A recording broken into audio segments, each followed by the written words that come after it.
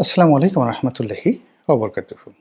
সম্মানিত দর্শক, বাংলাদেশের রাজনীতির কিংবদন্তির ব্যক্তিত্ব বেগম খালেদা জিয়া, তিনি নিদারুণ অসুস্থ এবং মনে করা হচ্ছে যে তিনি জীবন মৃত্যুর সন্ধিক্ষণে।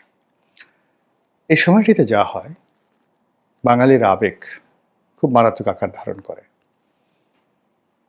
যারা কখনো বিএনপি করেননি কিংবা বেগম খালেদা জিয়ার যে কঠিনতর মুহূর্তগুলো ছিল, তখন তার নামও উচ্চারণ করেননি।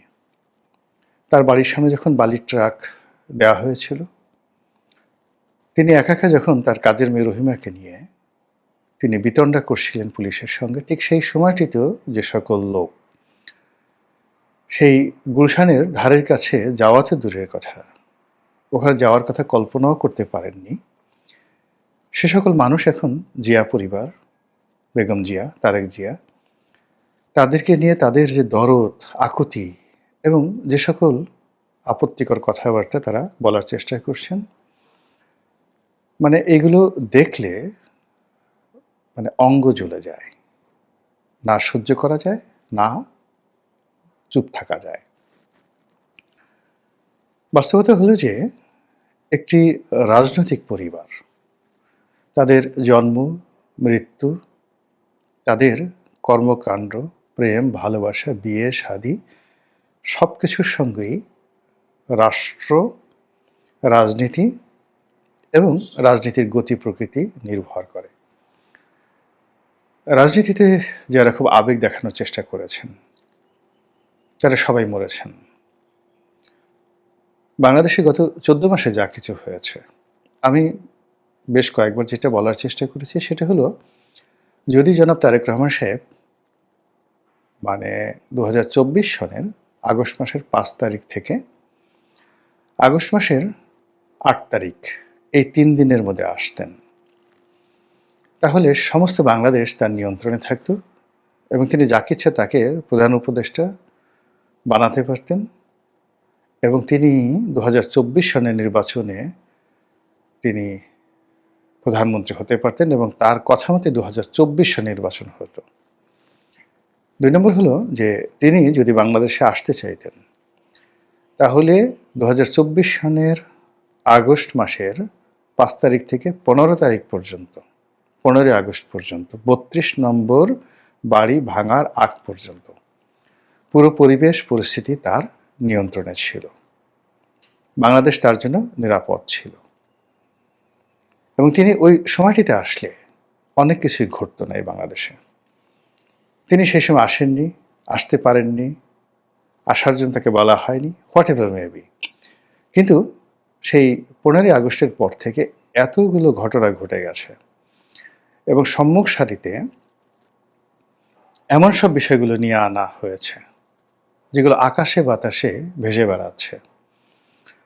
আপনারা জানেন যে গোয়েন্দা সংস্থাগুলো সবসময় ডবল এজেন্ট, ট্রিপল এজেন্ট নিয়োগ করে।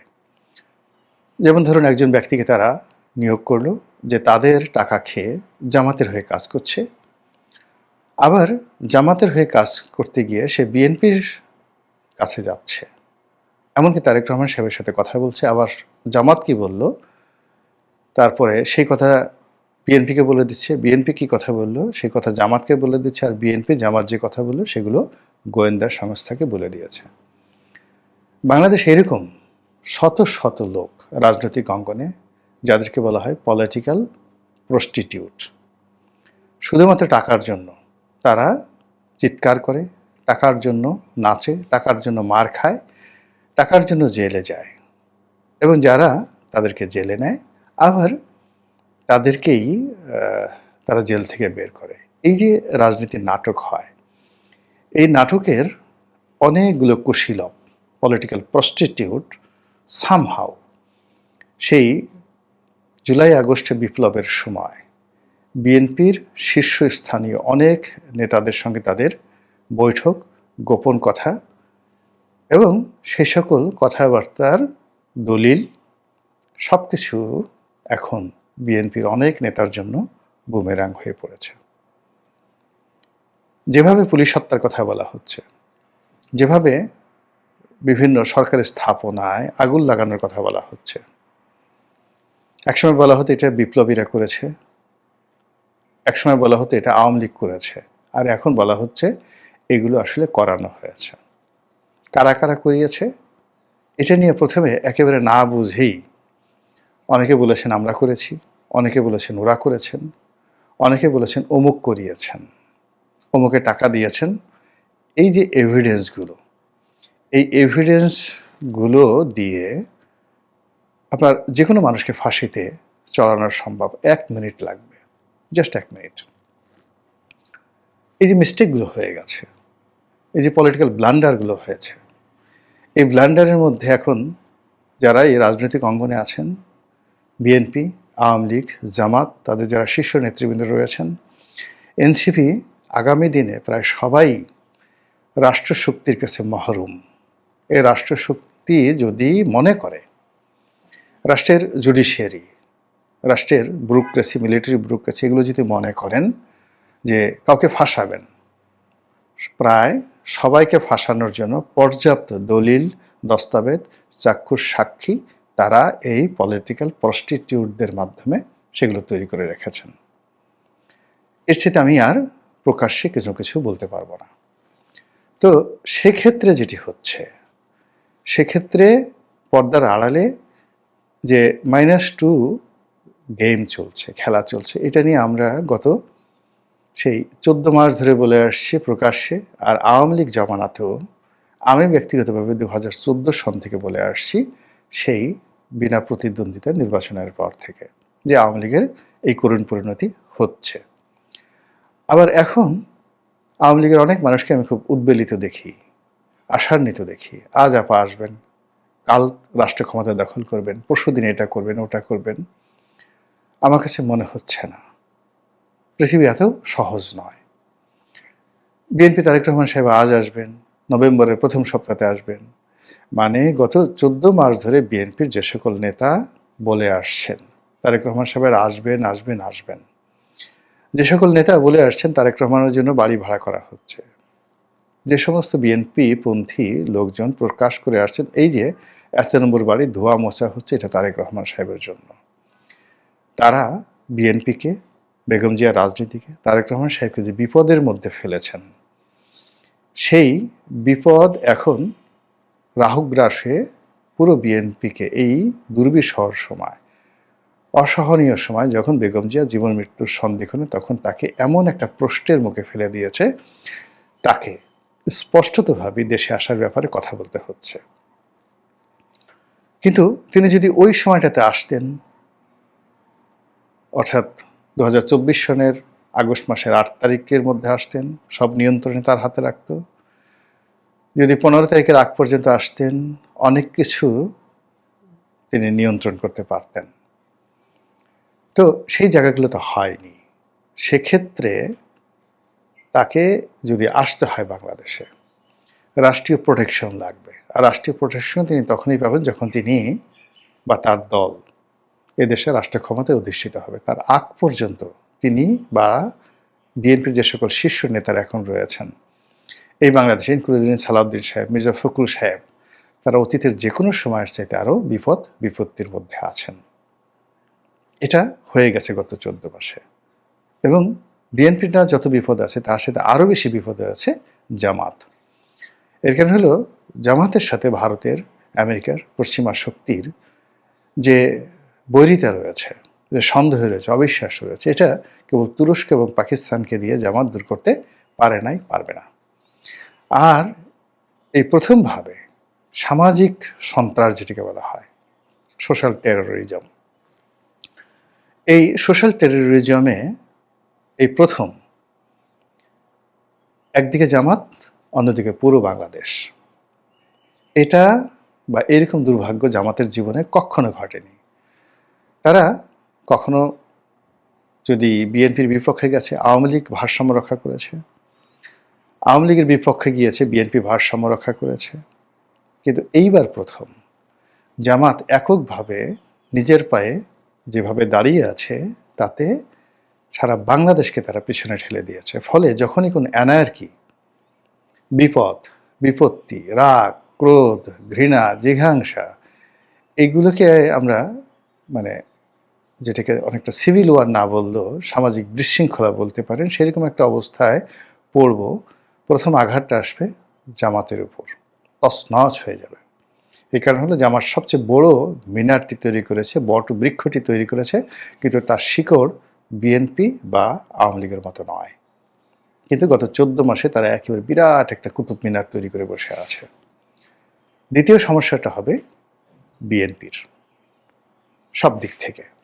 তো এইরকম একটা অস্থির অবস্থায় জনাব তারেক রহমান সাহেবকে নিয়ে যখন মানুষ আবেগ দেখাচ্ছিল যে তার আসা উচিত, তারপরে তার মা জীবন মৃত্যুর সন্ধিক্ষণে এই মুহূর্তে না আসলে তিনি কিভাবে রাজনীতি করবেন, যে সকল অ্যাবসলিউটলি আবেগ তাড়িত কথা, যে কথার দুই পয়সার মূল্য নেই রাজনীতিতে। রাজনীতিতে ক্ষমতা যার হাতে, ক্ষমতার চাবুক যার হাতে, তার কথাই সবাই শুনে। রাজনীতিটা ঘোড়া, যতক্ষণ পর্যন্ত ঘোড়ার পিঠে বসে লাগামটা আপনার হাতে আছে, আপনি যা করেন, খুন, ধর্ষণ, রাহাজানি, চুরি, চামারি, ডাকাতি, ডাজ নট ম্যাটার। আপনি চেঙ্গিস হন, হালাকু খান হন, জনগণ আপনার চাবুকের ভয় হোক আপনাকে মানবে। কিন্তু ঘোড়াটি আপনার হাতে নেই, লাগামটি আপনার হাতে নেই। আপনি যত বড় জ্ঞানী গুণী হন না কেন, কোনো লাভ হবে না। তো এখানে ঘোড়া নেই, লাগাম নেই, চাবুক নেই, কোনো কিছু নেই। আপনি আবেগপ্রবণ হয়ে লাফ দিয়ে ঘোড়ার পিঠে চড়ার বসার চেষ্টা করবেন, মারাত্মক বিপদে পড়ে যাবেন, ঘোড়া আপনাকে ফেলে দেবে। তো সেক্ষেত্রে এই যে জনগণের আবেগে উদ্বেলিত হয়ে, আবেগতাড়িত হয়ে জনাব তারেক রহমান সাহেব একটা স্ট্যাটাস দিয়ে যে কথাটা বলার চেষ্টা করেছেন যে তার দেশে ফেরাটি মূলত তার একক সিদ্ধান্তের বিষয় নয়, তার পরিবারের বিষয় নয়, এখানে আরো অনেক বহু পক্ষ জড়িত আছে। এটা এই মুহূর্তে আমি মনে করি জনাব তারেক রহমান সাহেব এবং বিএনপি রাজনীতির জন্য যে ঝুঁকি তৈরি করলো, সেই ঝুঁকিটা যদি তিনি কাটিয়ে উঠতে পারেন আলহামদুলিল্লাহ।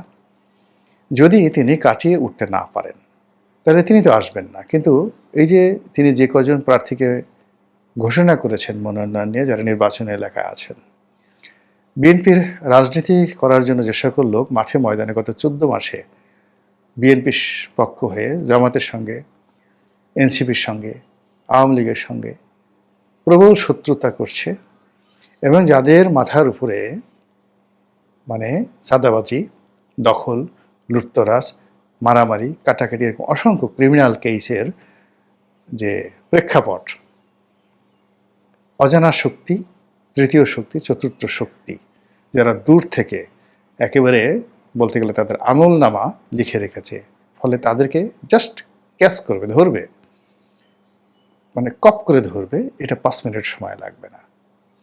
এবং সেইরকম একটা পরিস্থিতি যদি তৈরি হয়ে যায়, তাহলে শেখ হাসিনা গত 15-16 বছর ধরে, তার আগে মঈনুদ্দিন ফখরুদ্দিন 2 বছর 2.5 বছর ধরে, সব মিলিয়ে অলমোস্ট 18 বছর ধরে বিএনপির যে শক্তিমত্তা যেভাবে নষ্ট করেছে, তা দেখা গেল যে আগামীতে যে পরিবেশ পরিস্থিতি তৈরি হবে, সেটা সৃষ্টি হতে সাকুল্যে 20 ঘন্টার সময় লাগবে। Only 20 hours time. রাজনীতিতে একটা মুখের কথা, একটা সিদ্ধান্ত, মানে এটা কোর্স অফ অ্যাকশন, এটা চেঞ্জ করে দেয়। এই বিষয়গুলো মানে অনেক, যাকে বলা হয় আর্ত উপলব্ধির বিষয়। নেতাকে নিজের সিদ্ধান্ত নিতে হয়, অন্যের শেখানো বলি কিংবা অন্যের এক্সপেকটেশনের সঙ্গে কমপ্লাই করা, কিংবা পরিবেশ পরিস্থিতি অনুযায়ী সিদ্ধান্ত পরিবর্তন করা, এটা নেতার জন্য, যে কোনো একটা নেতার জন্য আত্মহত্যার শামিল। বরং সারা দুনিয়া যেটা বলছে সেটার বিরুদ্ধে রুখে দাঁড়ানো, সারা দুনিয়া যেটা বলছে তার স্রোতের বিরুদ্ধে যাওয়া, সেটা হলো নেতার কর্ম। এই গত 14 মাসে একবার সে ডক্টর ইউনূসকে, মানে জনাব তারেক রহমান সাহেব এবং তার যারা ছিলেন নেতৃবৃন্দ, ইউনূস সাহেবকে, তার প্রেস সচিবকে, আসিফ নজরুলকে, রেজওয়ানাকে, কাকে না, সবাইকে তারা তোয়াজ করার চেষ্টা করেছেন, জনগণকে তোয়াজ করার চেষ্টা করেছেন। এই সময়টাতে জনাব তারেক রহমান সাহেবকে মানব থেকে মহামানব বানানোর চেষ্টা করা হচ্ছে। এই সময়টাতে তিনি একজন দাতা, তিনি মানুষকে সাহায্য করেন, এই জিনিসগুলো করার চেষ্টা করা হচ্ছে, এগুলো কেউ স্মরণ রাখছে না। It's not the time. Time হলো তারেক রহমান সাহেব যদি প্রধানমন্ত্রী হতেন, প্রধানমন্ত্রী হওয়ার পরে তার এই কাজগুলো করতে হবে গোপনে, কোনো প্রকাশ্যে নয়। আর এই কাজগুলো যারা প্রচার করবে তারা সর্বজন শ্রদ্ধেয়। যেমন বাইতুল মোকাররমের খতিব সাহেব একটা কথা বললেন, জাস্ট একটা উদাহরণ। তো এখন যিনি খতিব আছেন তিনি কিন্তু অত্যন্ত শ্রদ্ধাভাজন একজন মানুষ। তো তিনি এমনি স্বপ্রণোদিত হয়ে শিখানো কোনো কথা না, একটা কথা তিনি বলে ফেললেন যে আমি শুনেছি বা আমি দেখেছি তারেক রহমান সাহেব এরকম একটা কাজ করেছে, আল্লাহ তাকে রহম করুক, এনাফ। এরকম সমাজে যারা গণ্যমান্য ব্যক্তি কিন্তু ভাড়া করা লোক দিয়ে বা রিজভী সাহেবকে সে বৃষ্টির মধ্যে বন্যা বাদলের মধ্যে তিনি পাহাড়ের উপর পাঠিয়ে দিয়ে ওখানে যে ফুটবলে যে মেয়েটা ভালো করলো সেই বাড়িতে গিয়ে একটা টিনের ঘর তুলে দিবেন আর সারা দেশের মানুষ তারেক রহমান সাহেবকে একদম দানবীর মনে করবেন, ইম্পসিবল। এটা হবে না, হিতে বিপরীত হবে। বা ওই যে যে ছেলেটিকে বা মেয়েটিকে রাস্তায় ফেলে গেছে গায়ের রঙের কারণে, তাকে সাহায্য করবেন আর সেটা প্রচার হবে আর লোকজন মনে করবেন আহা উনি তো হাজী মোহাম্মদ মহসিন। এটা হয় না, এটা দুনিয়ার উল্টো জিনিস। এই সকল কাজ আপনি যদি করেন শুধুমাত্র সদগায় জারি হিসেবে কোনো অবস্থায় প্রকাশ করা যাবে না। আর এগুলোকে যদি আপনি প্রচারের জন্য করে থাকেন সেখানে আপনাকে অ্যাবসলিউট পাওয়ার লাগবে, আপনি ক্ষমতায় থেকে কাজটি করছেন এবং সেটি প্রচারের জন্য অন্যরকম মিডিয়া লাগবে, আদারওয়াইজ সেটা হবে না। তো এই গত 14 মাসে অনেকগুলো কাজ নেতা হিসেবে তিনি করেছেন to comply with the public sentiment, to earn public support. তারপর টু রেসপেক্ট সামবডি, কাউকে বেশি সম্মান দেখাতে গিয়েছেন, টু মেনটেন এ রিলেশন। এরপরে এমন এমন জায়গাতে সম্পর্কগুলো করার চেষ্টা করা হয়েছে যেগুলো বিএনপির সঙ্গে যায় না, তারেক রহমান সাহেবের সঙ্গে যায় না, বরং এগুলো রেকর্ড হয়ে গেছে। ফলে স্রোতের বিরুদ্ধে দাঁড়িয়ে একটা সিঙ্গেল সিদ্ধান্ত এই দলটি নিতে পারেনি, যেটা দলের এজেন্ডা। একটি সিঙ্গেল হুকুম তারা দিতে পারেনি, একটি কঠোর সিদ্ধান্ত নিয়ে